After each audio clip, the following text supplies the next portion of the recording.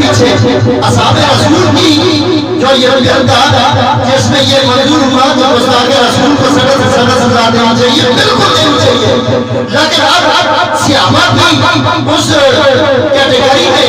تم بتاؤ کہ کون کون سے ابھی ہیں؟ اب اہل بیت کو جاننا ہوگا، حضور کی اولاد کو جاننا ہوگا، صرف بیان دینے سے شریع شکرانے اکٹھا کرنے سے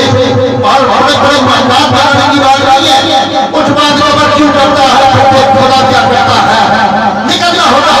امت رسول کو نکلنا ہوگا اور یہ بتلانا ہوگا صحابہ جن کی وجہ سے سردار ہے، صحابہ کی قدر جن کی وجہ سے ہے، ان کو اہل بیت کہتے ہیں۔ حضرت ابو بکر صدیق رضی اللہ تعالیٰ عنہ جس کو اپنا ایمان سمجھتے ہیں وہ غلام اہل بیت ہے۔ حضرت عمر بن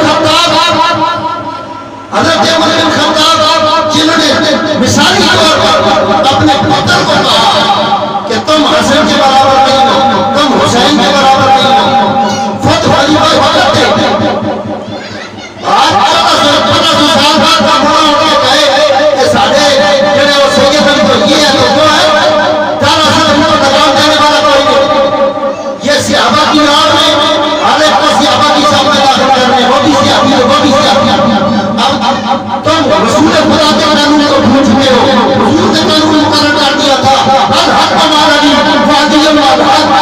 حق علی کے ساتھ ہے اور علی حق کے ساتھ ہے، اور کہ جہاں تک بات ختم ہو جاتی حضور نے ساتھ میں بھی فرمایا